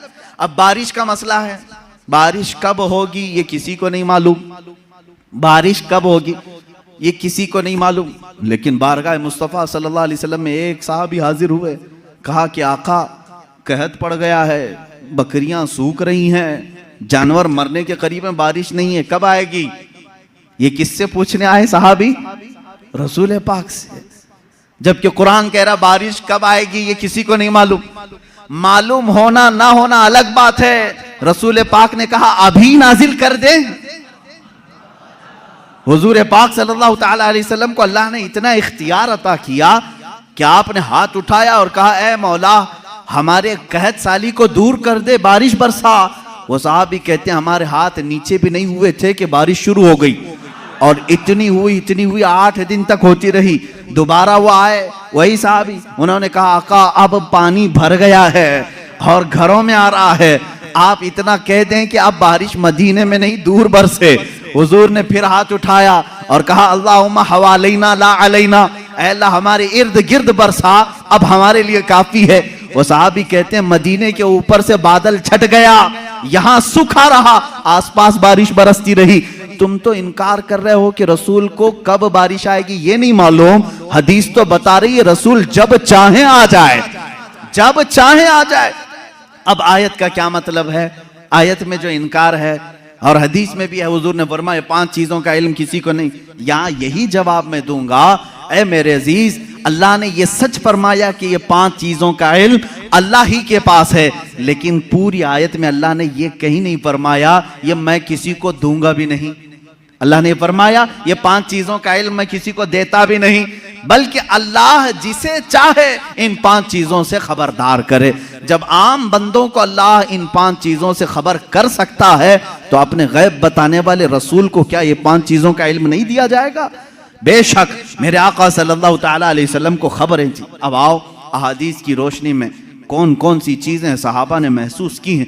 जंगे बद्र के कैदी जो थे, वो जो कैद हुए थे 70 लोग थे, उनके बारे में मशवरा हो रहा था। बहुत सारी चीजें हैं गैब की खबरों में, मशवरा हो रहा था कि क्या किया जाए। बाज ने कहा इनको मार डालें, जला दें, बहुत इन्होंने सताया है मुसलमानों को। लेकिन हज़रत अबू बकर सिद्दीक़ रज़ियल्लाहु ताला अन्हु के मशवरे पर अमल हुआ। उन्होंने कहा इनसे फिदिया लेकर के छोड़ दिया जाए। हुज़ूर पाक सल्लल्लाहु ताला अलैहि वसल्लम हर एक कैदी को बारी बारी बुला रहे थे कि तुम्हारे पास जो है वो ले आओ, माल दो और आज़ाद हो जाओ, क्योंकि उन्होंने तलवार उठाई थी। तलवार उठाने का ये जुर्म है, अब आज़ाद हो। दूसरी कौमें तो छोड़ती नहीं, तलवार उठाने वाले को मार दिया जाता है या जेल में डाला जाता है। ये मेरे आका का रहम था कि फिदिया दे करके उन्हें छोड़ा जा रहा था, इसलिए कि ये बाद में फिर दायरा इस्लाम में आएंगे, छोड़ा जा रहा था। उन्हीं कैदियों में हुजूर के चचा अब्बास भी थे। वो ईमान लाए हुए नहीं थे, काफिरों की तरफ से लड़ने के लिए आए थे। अब्बास वो भी कैदियों में थे, चचा हैं। हुजूर सल्लल्लाहु ताला अलैहि वसल्लम के पास पहुंचे, कहा ए चचा आप तो उनके दुश्मनों के साथ आए थे, फिदिया दो और आज़ाद हो जाओ। कहा मेरे पास कुछ भी नहीं है, मेरे पास कुछ भी नहीं है, माल कुछ भी नहीं है। हुजूर पाक सल्लल्लाहु ताला अलैहि वसल्लम ने क्या फरमाया जानते हैं? कहते हैं चचा जब मक्का से निकले थे, अपनी बीवी उम्मुल फजल को एक गठरी आपने सिक्कों की दी थी, फलां जगह छुपाने के लिए कहा था, वो गठरी मंगवाएं और फिदिया दें और आज़ाद हो जाएं। अल्लाह अकबर। हज़रत अब्बास कहते हैं ये रास्ता मेरा और मेरी बीवी का, ये मोहम्मद अरबी सल्लल्लाहु अलैहि वसल्लम जंग के मैदान में बता रहे हैं। चचा आप घर से निकलते वक्त जो पैसों की थैली अपनी बीवी को सुपुर्द करके आए थे और कहा था फलां जगह छुपा के रखना, किसी को बताना मत, हुजूर ये तक बता रहे हैं। हज़रत अब्बास ने कहा मैं फिदिया तो लाऊंगा लेकिन पहले कलमा तैयबा भी पढ़ लूंगा। दायरा इस्लाम में आई हज़रत अब्बास रज़ियल्लाहु ताला अन्हु हुजूर सल्लल्लाहु ताला अलैहि वसल्लम पर ईमान लाए। मेरे अजीजों, उनका तो ये अकीदा था कि रसूल हमारे घरों में छुपी हुई चीज़ों को भी जानते। जंग बद्र में आए हुए और भी जंग बद्र ही से मुतालिक बड़ी नफीस बात है, हदीस है। जंग बद्र में जो कुफार और मुशरिकीन आए थे, इसमें कई गैब छुपे हुए हैं, कई गैब जिनकी खबरें हुजूर सल्लल्लाहु अलैहि वसल्लम ने दी। खत्म हुई, इसमें काफिरों को भारी नुकसान हुआ था, बड़ा नुकसान हुआ था। ये तो मालूम है कि सिर्फ 14 सहाबा की वफात हुई, शहादत हुई, बाकी 70 उनके मारे गए, 70 कैदी बनाए गए, पूरा माल वो छोड़ के भागे थे, जो 1000 की तादाद में आए थे और इधर 313 ही थे। उसके बाद वो इसी गम में पेचोखम खा रहे थे, गलता पेचा थे। मक्का के लोग यानी हसद में जल रहे थे। उनमें से एक शख्स था सफवान, उसके बाप को कत्ल कर दिया गया था मैदान बद्र में, उमैया बाप मार दिया गया। जब लोग जाकर के वाकयात सुना रहे थे, वो बहुत मालदार आदमी था सफवान, बहुत गम में आ गया कि मेरे बाप इतने बड़े आदमी सरदार कुरैश को मोहम्मद के साथियों ने कत्ल कर दिया। गम और गुस्से में, गैज़ में वो जल रहा था। उसी की कैटेगरी का एक और शख्स उमैर बिन वहब, उमैर बिन वहब, इनका बेटा कैदी बन करके हुजूर के पास गिरफ्तार हो चुका था। एक का बेटा कैदी बना है, एक का बाप मारा गया है। दोनों सेम कैटेगरी के हो गए, दोस्ती जल्दी होती है। ऐसे दोनों का जब मैटर सेम हो तो दिल की बातें शेयर होती रहती हैं। उमैर बिन वहब सफवान बिन उमैया के पास आए, हतीम काबा के अंदर, खाना काबा के हतीम के अंदर बैठे। उमैर बिन वहब ने कहा मेरे पास तो कुछ है नहीं, माल और दौलत, लोगों के कर्जे बड़े हुए हैं और हर कोई कर्जा मांगने आता है, ऐसे में मेरे बेटे को मोहम्मद ने कैद कर लिया है, क्या कहूँ। सफवान ने देखा सेम मैटर मेरा भी है, मुझे भी बदला लेना है, इसका भी है, एक काम करते हैं। उसने ऑफर दिया, कहा ए उमैर तेरे सारे कर्जे चुका दूंगा, प्लस इनाम दूंगा और मेरी तरफ से तलवार दूंगा, बस तू मोहम्मद का कत्ल करके आ सल्लल्लाहु ताला अलैहि वसल्लम। दोनों खुफिया मीटिंग करते हैं खाने काबा की हतीम में बैठकर, और उसके बाद सफवान ने अपनी तलवार को जहर में बुझाकर आग में तपा करके कि किसी को थोड़ा जख्म भी दे दिया जाए तो वो मर जाए, इतनी जहरीली तलवार उमैर बिन वहब के हाथ में थी। उमैर बिन वहब को शैतान कुरैश कहते थे कि सबको भड़काने वाला, जंगे बदर में लाने वाला उमैर बिन वहब ये जहरीली तलवार लेकर मदीने आए। मदीने जिस वक्त ये पहुंचा, यहाँ हालात कैसे थे? मस्जिद नबवी के अंदर वो कैदी बंधे हुए थे, हुजूर पाक सल्लल्लाहु ताला अलैहि वसल्लम अंदर हैं। हज़रत उमर फारूक रज़ियल्लाहु ताला अन्हु चंद सहाबा के साथ पहरा दे रहे थे और हज़रत उमर जहाँ खड़े हों किसकी मजाल है कि अंदर जाए। जब वो करीब आया, अभी करीब आ रहा था उमर बिन वहब, हज़रत उमर बिल्कुल चौंक गए और उसके बाद अपने साथियों से कहा, खुज़ू हाज़ल कल्ब, पकड़ो इस कुत्ते को, ये आया क्यों है मदीना? ये बदर में दुश्मन बन करके आया था। ये अल्फाज है हदीस पाक में, कहा इस कुत्ते को पकड़ो जो पूरे लोगों को भड़का करके बदर में ले आया था, और झपट पड़े उस पर और उसके गले में रुमाल डाल करके उसको फंदा बना लिया। कहा क्यों आया है? कहा नहीं बस बेटे से मिलने आया था, बेटे से मिलने आया था, मेरा बेटा कैदी हुआ है तुम्हारे यहाँ, देखूं तो कुछ हाल चाल पूछ लूं इसलिए आया हूं। तो हज़रत उमर ने कहा इसको पकड़े रहो, पहले मैं इजाजत तो ले लूं रसूल पाक से। अंदर गए, कहा या रसूल अल्लाह सल्लल्लाहु ताला अलैहि वसल्लम, उमर बिन वहब आया है, कुरैश का वो भड़काने वाला आदमी जो जंग बदर में सारे लोगों को उकसा रहा था, और मुझे लगता है उसकी नीयत सही नहीं है। कौन कह रहा? उमर इब्न खत्ताब रज़ियल्लाहु ताला। हुजूर के जो मुहिब थे वो भी लोगों की नजरें देखकर पहचानते थे। कहते हैं मुझे उसकी नीयत सही नहीं लग रही है। हुजूर पाक सल्लल्लाहु अलैहि वसल्लम ने फरमाया उसको अंदर तो ले आओ, मैं भी पूछूं कि किस लिए आया है। हज़रत उमर उसी तरह फंदा डाल करके अंदर ले आए। रसूल करीम सल्लल्लाहु ताला अलैहि वसल्लम ने बात करना चाहिए, उसके हलक में अटक रहा था। हज़रत उमर से कहा छोड़ दो उसको, बात करने दो। तलवार भी है उमर बिन वहब के पास, जहरीली तलवार जो लटकी हुई है। रसूल करीम सल्लल्लाहु ताला अलैहि वसल्लम के ऊपर कभी किसी का रौब तारी नहीं हुआ, कभी हुजूर पाक के जिस्म अक़दस पर किसी का रौब तारी नहीं हुआ। निहायत ही संजीदगी के साथ अल्लाह के नबी सल्लल्लाहु ताला अलैहि वसल्लम ने पूछा, ऐ उमर क्यों आना हुआ मदीने? उसने कहा बेटे की खैर खैरियत के लिए आया हूँ, मेरा बेटा कैदी बन करके आपके यहाँ आया है। हुजूर ने फरमाया नहीं, ये मकसद नहीं होगा तेरा, ये मकसद तो नहीं होगा, सच सच बता। कहा नहीं, बेटे की खबर लेने के लिए ही तो आया हूँ। हुजूर ने फरमाया बेटे की खैरियत पूछने के लिए तलवार लेके क्यों आए हो? तलवार की क्या जरूरत है? उसने तलवार नीचे फेंक दिया और कहा इन तलवारों का क्या? जंगे बदर में तो आपने देखा हमारे पास तलवारें थी, फिर भी हम कामयाब नहीं हुए, इन तलवारों का क्या लेना? वो बातें बना रहा था जैसे सामने वाले को यूं समझा हो कि नहीं जानता है। वो तलवार नीचे रख करके कह रहा है तलवार से क्या होना जाना है, कुछ तो नहीं होगा। हुजूर पाक सल्लल्लाहु ताला अलैहि वसल्लम जलाल में कहा उमर बिन वहब चुप हो जाओ, वो बात बताओ जो मक्का के हतीम में बैठकर सफवान के साथ तुम करके आए हो। हतीम काबा के अंदर बैठ करके तुमने जो सफवान के साथ डीलिंग की है, मुआहिदा किया, वो बात बताओ। ये रसूल पाक सल्लल्लाहु अलैहि वसल्लम ने जैसी कहा, उमर बिन वहब कहता है मेरे बदन में राशा तारी हो गया, कपकपी तारी हो गई, इसलिए कि ये बात मेरे और सफवान के दरमियान राज थी। मक्का में तीसरा कोई नहीं जानता था, मदीने में बैठा हुआ ताजदार मदीना मेरी खबर दे रहा है। उमर बिन वहब ने कहा अशहदु अन्नका मुहम्मदन रसूलुल्लाह, मैं गवाही देता हूं कि आप अल्लाह के सच्चे रसूल हैं। तलवार छोड़ दी, ईमान ले आए। हज़रत उमर ने गले से गले लगा लिया और उसके बाद बाहर आकर के कहते हैं सहाबा से, ऐ लोगों पहले मुझे ये शख्स खिंजीर से ज़्यादा नापसंद था, लेकिन ईमान लाया है, अब मुझे मेरे अजीज़ बेटे से ज़्यादा महबूब है।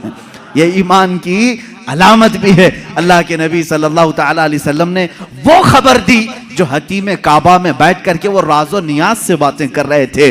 इसलिए मेरे अजीजों, जब आप अपने घर में तन्हाई में बैठ करके याद करें, इस यकीन के साथ याद करो कि मेरा नबी सुन रहा है, मेरे आका को इसकी खबर है। अब रही बात, वो जिंदगी में जानते थे, बादे वफात भी जानते हैं। ये भी दलील हमारे पास। पहले हम जिंदगी ही की बात कर लें, जाहिरी जिंदगी की। अल्लाह के नबी सल्लल्लाहु ताला अलैहि वसल्लम के साथ एक बार नहीं कई मरतबा ये मामला आता है। जंगे मौता ये जॉर्डन की सरजमीन पर है, उर्दुन जिसको अरबी में उर्दुन कहते हैं, इंग्लिश में जॉर्डन। जंगे मौता ये बड़ी खतरनाक जंग हुई है सहाबा के साथ। उसमें रसूल करीम सल्लल्लाहु ताला अलैहि वसल्लम शरीक नहीं थे, मदीना तैयबा में थे चंद सहाबा के साथ। इसमें सहाबा गए, हजरत जाफर तैयार रज़ियल्लाहु ताला सिपह सालार बन करके गए थे। हजरत जाफर तैयार हुजूर सल्लल्लाहु ताला अलैहि वसल्लम के चचेरे भाई हैं, हजरत मौला अली करमल्लाहु वजहुल करीम के सगे भाई हैं, जाफर बिन अबी तालिब। ये सिपह सालार बन करके गए, वहां पर बाजिंतीनी लोगों से सख्त तरीन मुकाबला था। मदीने में मेरे आका सल्लल्लाहु ताला अलैहि वसल्लम बैठे हुए हैं, जंगे मौता हो रही है। आज आप जाकर के कैलकुलेट करके देख लेना मदीने से जॉर्डन का फासला कितना है, काफ़ी ज़्यादा होगा। वो एक अलग कंट्री है, आज ये सऊदी अरब अलग कंट्री है। दोपहर का वक्त है, अल्लाह के नबी सल्लल्लाहु ताला अलैहि वसल्लम मस्जिद में बैठे हैं, सहाबा सामने हैं। हुजूर अकरम सल्लल्लाहु ताला अलैहि वसल्लम अचानक आपकी आंखों में आंसू का कतरा है। आपने फरमाया, जंगे मौता में जाफर तैयार के हाथ में अलम था, लेकिन वो शहीद कर दिए गए, शहीद कर दिए गए। फिर फरमाया, अब अलम अब्दुल्ला बिन रवाहा के हाथ में है। हुजूर सल्लल्लाहु ताला अलैहि वसल्लम यहाँ सहाबा को बता रहे हैं। थोड़ी देर के बाद हुजूर ने फरमाया, अब्दुल्ला भी शहीद कर दिए गए। एक और सहाबी का नाम लिया। फिर उसके बाद हुजूर सल्लल्लाहु ताला अलैहि वसल्लम ने फरमाया, ए मेरे सहाबा, अब अलम उसके हाथ में है जिसको सैफुल्लाह कहा जाता है, यानी अल्लाह की तलवार के हाथ में अब झंडा आया है। कौन है? खालिद बिन वलीद के हाथ में है। अल्लाह रब्बुल इज़्ज़त खालिद बिन वलीद के हाथ में फतह रखा है। उसके बाद शाम हुई, सहाबा इकराम को हुजूर ने बशारत दे दी, खुशी मनाओ कि जंगे मौता में इस्लाम को फतह नसीब हुई, मुसलमान गालिब आए।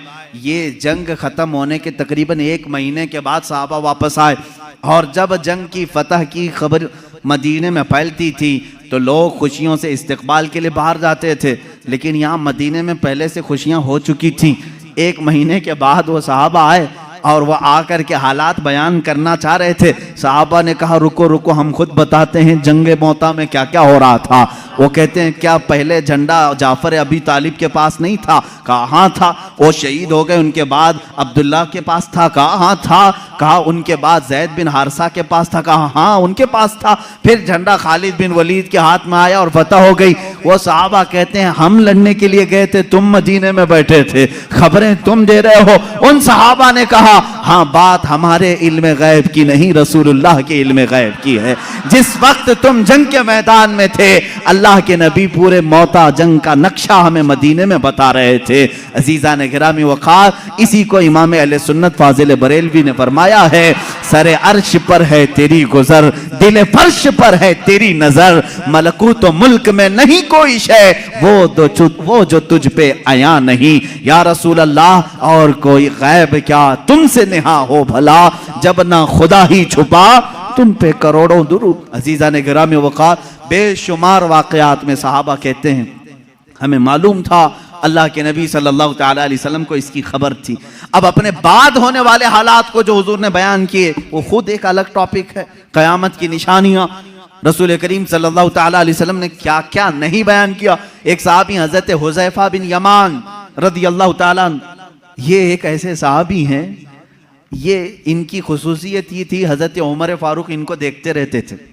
क्यों जानते हैं? ये राज हुजूर सल्लल्लाहु ताला अलैहि वसल्लम के कुछ राजों से ये वाकिफ थे। हज़रत हुज़ैफ़ा, हज़रत उमर जो है, जब भी किसी का जनाजा होता तो सबसे पहले सफ़ों में हज़रत हुज़ैफ़ा को देखते थे।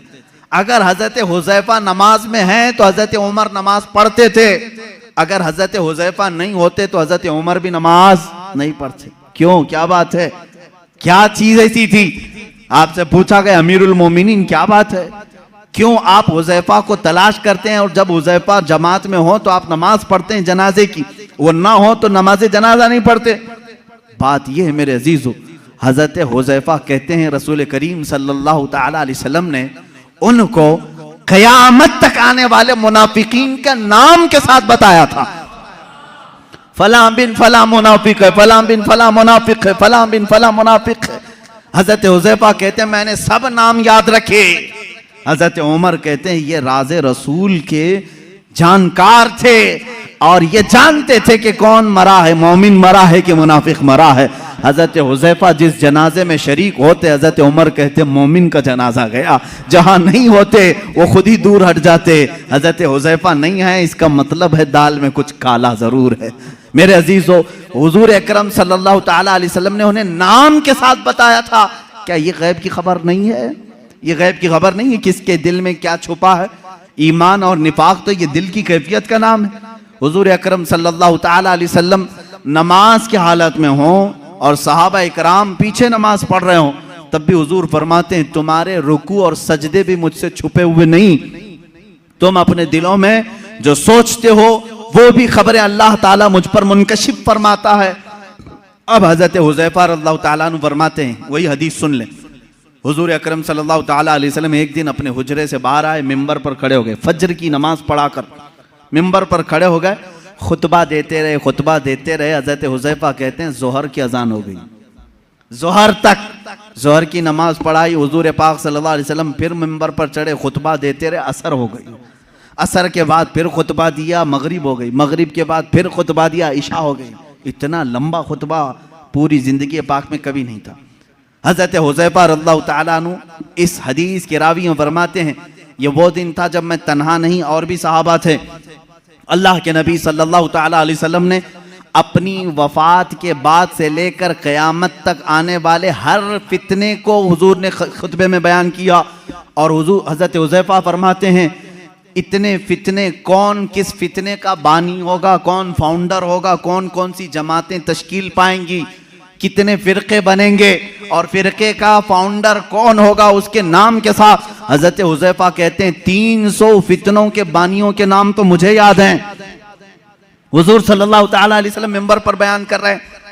और एक हदीस हजरत अबू हुरैरा से, हुजूर सल्लल्लाहु ताला अलैहि वसल्लम अपने हाथ में 2 किताबें लिए हुए थे। पूछा हजरत अबू हुरैरा ने क्या है? हुजूर ने फरमाया ये एक है, ये एक है, इसमें सारे जन्नतियों के नाम है, इसमें सारे जहन्नमियों के नाम। इसकी भी खबर अल्लाह ने रसूल पाक को अता की थी। अब कौन कौन सी चीजों को तुम निकालोगे कि ये नहीं जानते थे, वो नहीं जानते थे, कौन जन्नती है और कौन दोज़खी है, इसकी खबर भी मेरे आका सल्लल्लाहु ताला अलैहि वसल्लम अता फरमा रहे हैं। बल्कि जन्नत के अंदर पहुंचने वालों की खबरें, दोज़ख में कौन कौन जाएगा उनकी खबरें, कब्रों के मुतालिक, यहाँ तक कि एक हदीस पाक है, हुजूर सल्लल्लाहु ताला अलैहि वसल्लम गुजर रहे थे, एक जगह कब्रस्तान के खड़े हो गए और आपने एक बेरी के दरख्त की टहनी शाख को तोड़कर उन कब्रों पर लगाया, हरे हरे पत्ते थे। सहाबा ने पूछा या रसूल अल्लाह सल्लल्लाहु ताला अलैहि वसल्लम क्या बात है, आपने ये पत्तों को इनकी कब्रों पर रखा, यहीं से फूल चढ़ाने का सबूत भी हमें मिलता है। हुजूर पाक सल्लल्लाहु ताला अलैहि वसल्लम ने हरी भरी टहनियां लगाई। हुजूर अकरम सल्लल्लाहु ताला अलैहि वसल्लम फरमाते हैं, मैं गुजर रहा था, मैंने देखा इन दोनों कब्रों पर अजाब हो रहा है, इन दोनों कब्रों पर अजाब हो रहा है। और दोनों को अजाब किस वजह से हो रहा है ये भी मेरे आका ने फरमाया। एक चुगली करता था और दूसरा पेशाब के छींटों से नहीं बचता था, पेशाब के जो कतरे हैं वो उड़कर कपड़े में लगते हैं, इस पर भी अजाब दिया जा रहा है कब्र में। हुजूर अकरम सल्लल्लाहु ताला, इसीलिए किसी भी मोमिन को ये ज़ेब नहीं देता कि वो खड़े होकर के पेशाब करे और छींटे अपने बदन पर उछाले, ये मुसलमान को ज़ेब नहीं देता, वरना वो कब्र में अजाब में गिरफ्तार होगा। पेशाब के छींटों से अपने आप को बचाओ, इससे बीमारियां भी आती हैं, निसियान की बीमारी। जो पेशाब के छींटों से अपने आप को नहीं बचाता उसको भूलने की बीमारी लग जाती है, बार बार भूलेगा, हाफिजा कमजोर होगा, और प्लस अजाब अलग। हुजूर अकरम सल्लल्लाहु ताला अलैहि वसल्लम फरमाते हैं, दोनों कब्रों पर मैंने टहनियां इसलिए रखी कि हर हरा पत्ता अल्लाह की तस्बीह बयान करता है, जब तक वो ताजा होते हैं अल्लाह की तस्बीह बोलते हैं पत्ते, और इनकी तस्बीह पढ़ने से उनके कब्र के अजाब में तखफीफ हो जाती है, अजाब उनका हल्का हो जाता है। अब समझ गए आप, कब्र पर टहनियां लगाने का सबूत इसी हदीस पाक से है। फूल भी ताजे हम इसलिए डालते हैं कि वो तस्बीह पढ़ें और कब्र वाले को उसका फायदा हो। हाँ, औलिया कामिलीन के मज़ारात पर इसलिए कि उनके दर्जात में बुलंदी हो, अजाब में तखफीफ गुनहगारों के लिए, और जो नेकोकार हैं उनके दर्जात में बुलंदी के लिए, दोनों भी मकसद ठीक हैं। हुजूर अकरम सल्लल्लाहु ताला अलैहि वसल्लम ने कब्र के अंदर के हालात भी बयान फरमाए।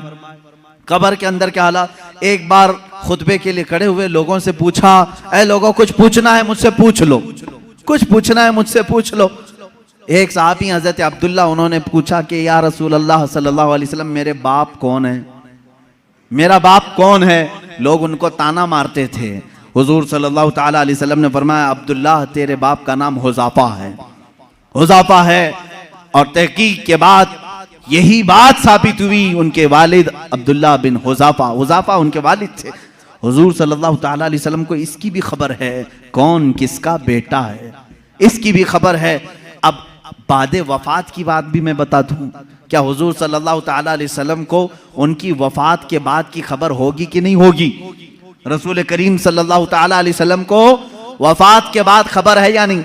हयात बादल ममात, ये मेरा खुद अलग एक उन्वान रहेगा, हयातुन नबी। लेकिन हुजूर की वफात के बाद वो अपनी उम्मत को जानते हैं कि नहीं जानते? अजीज़ान गिरामी, एक सहाबी कहते हैं हुजूर सल्लल्लाहु ताला अलैहि वसल्लम से, उन्होंने अर्ज किया आका मैं आपसे करीब होने के लिए क्या करूं? हुजूर सल्लल्लाहु ताला अलैहि वसल्लम की वफात के बाद की बात पूछ रहे हूं। हुजूर ने फरमाया तुम कसरत से दुरूद पढ़ो, कसरत से दुरूद पढ़ो।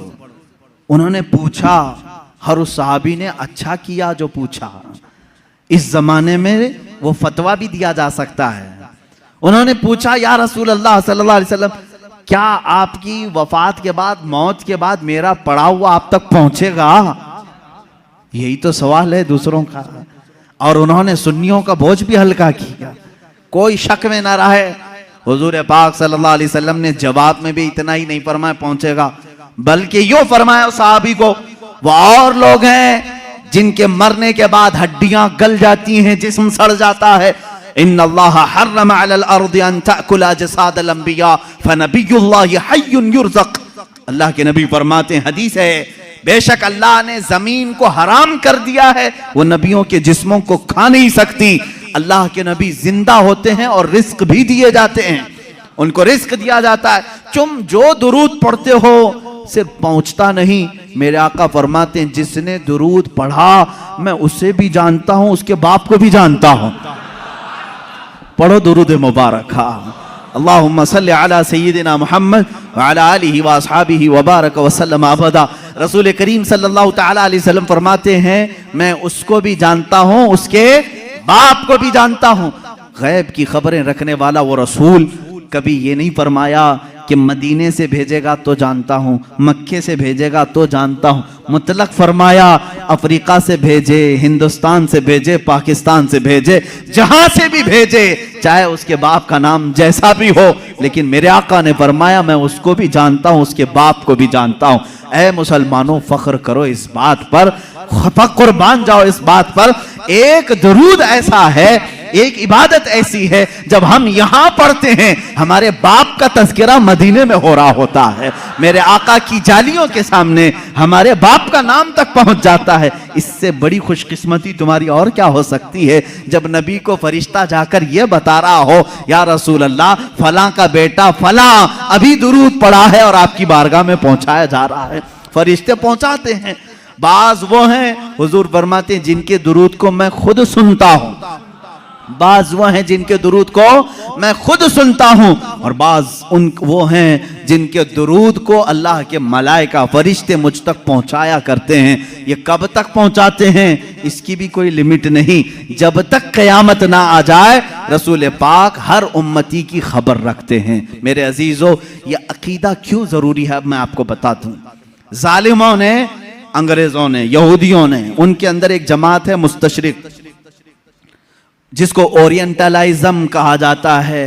ये मुस्तशरिक हैं, ये इस्लाम को पढ़ते हैं, होते यहूदी हैं, ईसाई हैं, मशनरी के लोग इस्लाम को पढ़ते हैं, कुरान पढ़ते हैं, हदीस पढ़ते हैं, आलिम भी बन जाते हैं, और फिर हमारी यूनिवर्सिटीज़ में पढ़ाते भी हैं और लोगों के दरमियान इस्लाम की बातें करते हैं। लेकिन कुछ न कुछ इसमें से एतराज़ निकाल करके मुसलमानों के अकीदे में कशमकश लाना चाहते हैं, वसवसे डालना चाहते हैं। ऐसे हर ज़माने में रहे, आज भी है। खुद मिस्र में जामिया काहिरा यूनिवर्सिटी का नाम है, काहिरा यूनिवर्सिटी, वहाँ पर आज भी वो यहूदी इस्लामी तालीमात पढ़ा रहे हैं, फ़िक़्ह इस्लामी पढ़ाते हैं। वो है नहीं मुसलमान, लेकिन इस्लामी तालीमात से खूब वाकिफ़ है। और उन्होंने, एक गोल्ड ज़हर नाम का शख्स था जो मुस्तशरिक है, उसने किताबें लिखी, वो हदीस भी और कुरान की तफसीर भी जानता था। हैरत होगी आपको, दुनिया की सबसे बड़ी डिक्शनरी हदीसों को तलाशने के लिए बड़ा मसला था कि कौन सी हदीस कहाँ है। बुखारी में है कि मुस्लिम में है, मिशकात में है, तिरमिजी में, अबू दाऊद में, नसाई में, इब्ने माजा में, हदीस की हजारों किताबें, कहाँ कौन सी हदीस मिलेगी। इसकी पहली डिक्शनरी जिन्होंने बनाया अल-मुअजमुल मुफहरिस लि अल्फाजिल हदीस। ये तकरीबन 6 या 7 जिल्दों में किताब है, डिक्शनरी है। अलिफ से अगर हदीस शुरू होती है तो ये कहाँ कहाँ मिलेगी उसके साथ लिखा हुआ है। इस पर पूरी मेहनत किया 4 यहूदी आलिमों ने, वो मुसलमान नहीं। उनको क्यों इतनी फिक्र है, क्यों वो इतनी मेहनत कर रहे हैं? तफसीर पर लिखा है इन्होंने, इल्मे तफसीर पर किताबें लिखी हैं। मेरे अजीजों, मोहब्बत इस्लाम में नहीं, अदावत इस्लाम में लिखते हैं और उसके बाद एतराज करते हैं खुद अपनी तरफ से और मुसलमानों में छोड़ देते हैं। यहीं से जमातें बनती हैं, यहीं से जमातें बनती हैं। इनके जो शागिर्द हैं मुस्तशरिकीन के, वो मॉडर्न ख्याल बन करके मुसलमानों में आते हैं और नई नई बातें ले आते हैं। मोहम्मद बिन अब्दुल वहाब नजदी, जो सबसे पहले अपने नए अकायद को सऊदी अरब में पेश किया, इनके उस्ताद कौन कौन थे जरा आप मुझे बताओ, कहां कहां पढ़े थे? उस्ताद से मुतासिर होकर के आए। ऐसे मिस्र में भी बहुत सारे हैं जो जर्मनी में इस्लामी तालीमात पढ़ते रहे, इंग्लैंड में पढ़ते रहे। इस्लामिक डिपार्टमेंट के अंदर बहुत सारे मुदर्रिस इस्लाम पढ़ाने वाले यहूदी हैं, ईसाई। ये भी नहीं कि छुप करके, बल्कि वो जाहिर भी हैं, वो कहते भी हैं हम ईसाई हैं, हम यहूदी हैं, लेकिन इस्लाम को हम पढ़े हुए हैं एज ए नॉलेज, एक दिरासा के तौर पर। लेकिन उनका काम सिर्फ ये होता है कुछ ना कुछ वसवसा डालना, कुछ ना कुछ वसवसा डालना। ऐसे हजारों वसवसे उन्होंने डाले, लेकिन उलमाए रब्बानियीन की जमात हर जमाने में रही है जो दंदा शिकन उनका जवाब भी देती रही। सबसे पहले इनकार करने वाले हुजूर सल्लल्लाहु ताला अलैहि वसल्लम के हयात बादे वफात के लिए ये मुस्तशरिकीन ही थे। इन्होंने शोशा डाल दिया था कि नबी मर कर खत्म हो चुके हैं, अब उनका कोई असर बाकी नहीं, इन्फ्लुएंस नहीं रहेगा। इस तरह की बातें उन्होंने लिखी, उनसे एडॉप्ट किया कुछ हमारी जमात के उलमा, वो बाद में अलग हो गए। हुजूर सल्लल्लाहु ताला अलैहि वसल्लम के इल्म के बारे में सबसे पहले यही मुस्तशरिकीन यहूदियों और ईसाइयों ने सवालात छोड़े। सबसे पहले इन्हीं की तरफ से एतराज आता है कि रसूल पाक सल्लल्लाहु ताला अलैहि वसल्लम को कभी गशी आ जाती थी और इस आलम में वो कुछ ना कुछ बोल जाते थे, मुआज़ल्लाह रब्बिल आलमीन। इस तरह की नाज़ेबा तोहमतें उन्होंने हुजूर की जात पर लगाई और कहा उनको इतना इल्म नहीं था फलां फलां चीज़ों का, वो अचानक बोल देते और लग जाती कुछ चीज़ें। इनसे अडॉप्ट करके कुछ उलमा आए। मेरे अजीज़ों, क्यों जानते हैं ये मेरे आका के इल्म गैब पर क्यों इस तरह की बातें करते हैं? सिर्फ इसलिए कि उम्मत के जहन में हुजूर का मर्तबा कम कर दिया जाए। आज तुम्हें डर किस बात का लगता है? नबी की शान में एक जुमला भी कहने से 1000 बार सोचते हो। अल्लाह के नबी हैं, उनके बारे में हम मजाक में भी कोई जुमला नहीं कह सकते, ईमान चला जाएगा। आज तक ये डर है या नहीं? आज तक ये डर है। लेकिन ये चाहते हैं कि उनको भी आम इंसान की तरह पेश कर दें, उनका भी मजाक हो सकता है। तो जब उम्मत मजाक को सहना पसंद कर लेगी तो समझ लो कि तुम्हारा रिश्ता खत्म हो गया, अब तुम्हारा इस्लाम ही खोखला हो गया। तुम नबी की हर बात को मजाक में भी ले सकते हो। अरे उन्होंने यूं ही कह दिया होगा, कभी बशरियत में ये भी बोलते थे, कभी वो भी बोलते थे, उनकी बातें ऐसी थी, मुआज़ल्लाह रब्बिल आलमीन। यहां आ जाती है बात सीधे तुम्हारे इस्लाम की जड़ों पर। इसलिए इसको इतना हल्का मत समझना। इल्म गैब पर डिस्कस करने वालों को मैं ये कहता हूं, ऐ नौजवानों, तुम्हारी ये फील्ड नहीं है, तुम्हारा ये मैदान नहीं है, मुनाजरे करना तुम्हारा काम नहीं है। बस इतना तुम अकीदा रखो, हम इस मसले में कोई गुफ्तगू नहीं करना चाहते। मेरे रसूल को इतना इल्म था जितना मेरे मौला ने दिया था। रब ताला जाने कितना दिया था, रसूल जाने कि कितना लिया था। बस इस पर तुम अपनी गुफ्तगू को खत्म कर देना। दूसरा, कोई भी शैतान तुम्हारे पास आए, मैसेज करे, रसूल को इस बात की खबर नहीं थी, रसूल को उस बात की खबर नहीं थी, तुम हर एक के डिबेट में मत बैठना। शैतान गुफ्तगू में लगा करके तुम्हारा ईमान सल्ब करना चाहता है, तुम्हारे ईमान पर डाका डालना चाहता है। शुरू में तुम डिफेंस में जवाब देते रहोगे और जब थक जाओगे तब सोचो कि मेरे भाई सही कह रहा है सामने वाला, मेरे पास तो कोई दलील ही नहीं, हमारे उलमा के पास भी कोई दलील ही नहीं। इमाम राजी के पास शैतान आकर के उनके खुदा का यकीन उनका मुतजलजल कर गया था। इमाम राजी वक्त के बड़े इमाम हैं। शैतान एक बुजुर्ग की शक्ल में आया और कहा, तुम अल्लाह को एक मानते हो, क्या दलील है तुम्हारे पास? उन्होंने दलील दी। दूसरा, उसने शैतान काट दिया, कहा ये तो नहीं हो सकता, दूसरी उन्होंने दलील दी, वो भी काट दिया। उन्होंने अल्लाह के एक होने पर 360 दलीलें दी। उनकी मौत का वक्त करीब था, 360 दलीलें दी। लेकिन बाद में उनके पीरो मुर्शिद नजमुद्दीन कुबरा रहमतुल्लाह ताला अलैह, उनकी मदद आई।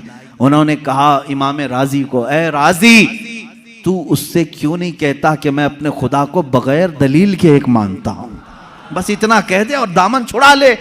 फिर इमाम राजी ने कहा, एक वक्त ऐसा आ गया था राजी का, वो सोचने लग गए थे कि अल्लाह एक है भी कि नहीं है, एक है कि नहीं है, डगमगा दिया था शैतान। तब फिर पीरो मुर्शिद की निस्बत भी काम आई।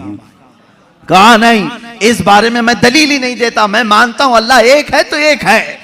मैं यही आपको आज कहना चाहूंगा मेरे अजीज, तुम्हारा इल्म इतना नहीं कि हर शैतान से मुकाबला करो, हर डिबेट में तुम हिस्सा लो, ये तुम्हारी जिम्मेदारी नहीं। ये डिबेट करना, मुनाजरा करना, ये उलमा, मुफ्तियान कराम, मुनाजिरीन इस्लाम पर छोड़ दो। अल्लाह ने उस फील्ड के भी माहिरीन पैदा किए हैं, उस मैदान के मुजाहिद भी पैदा किए हैं जो मुखालिफीन का दांत तोड़ करके जवाब देते हैं, वो मौजूद है, वो उनकी अपनी फील्ड है। लेकिन हर ऐरा गैरा इसमें बाजी ले जाने की कोशिश में करेगा तो तुम्हारा घोड़ा कहीं का कहीं गिर जाएगा और तुम शहीद भी हो जाओगे, गिर जाओगे। अब यहां पर मेरे अजीजों मेरी नसीहत सुन लो, इस तरह के डिबेट जब भी आए, मेरे रसूल को कितना इल्म था कितना नहीं था, तब इतना ही कहो, मेरा तो अकीदा इतना है, अल्लाह ने उनको बेहिसाब दिया था, जितना अल्लाह ने दिया था उतना उनके पास था, या अल्लाह जाने कितना दिया था, रसूल जाने कितना लिया था। इसी पर अपनी गुफ्तगू खत्म करो।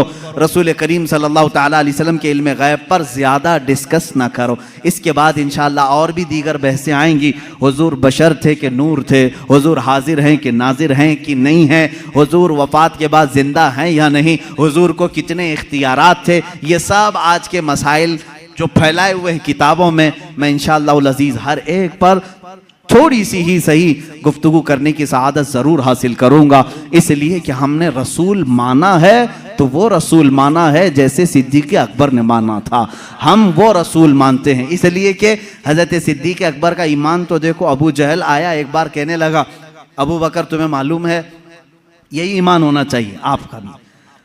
अबू बकर सिद्दीक़ आ रहे थे कहीं बाहर से, अबू जहल पकड़ा, कहा अबू बकर एक सवाल का जवाब दे दो। कहा क्या है? कहा एक शख्स कह रहा है कि कल की रात वो मस्जिद हरम से बैतुल मुकद्दस तक गया था, एक ही रात में गया था और उसके बाद फिर वापस लौट करके भी आया।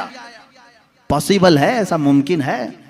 ये मेराज का दूसरा दिन था, हजरत अबू बकर को अभी मालूम भी नहीं था, वो गए भी नहीं थे हुजूर के पास, पहले ही अबू जहल मिला खबर देने के लिए।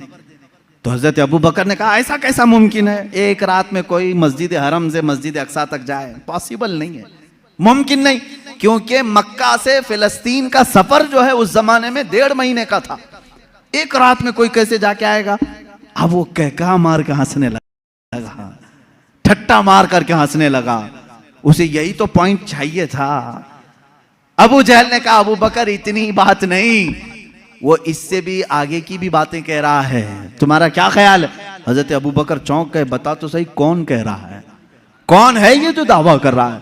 अबू जहल ने कहा वही मोहम्मद जिसके पीछे तुम घूमते हो सल्लल्लाहु अलैहि वसल्लम। हजरत अबू बकर जलाल में आए, कहा है अबू जहल अगर उन्होंने कहा है इससे बड़ी बात भी, तब भी मैं ईमान लाता हूं।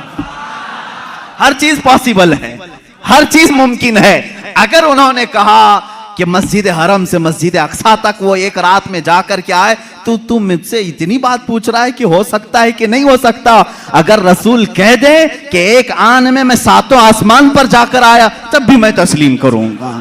यह हजरत अबू बकर पहले ही बताए, उसके बाद बारगाह मुस्तफ़ा में आए हुजूर सल्लल्लाहु ताला अलैहि वसल्लम के बाद। अभी हुजूर सहाबा को अपने सफर की दास्तान सुना रहे थे।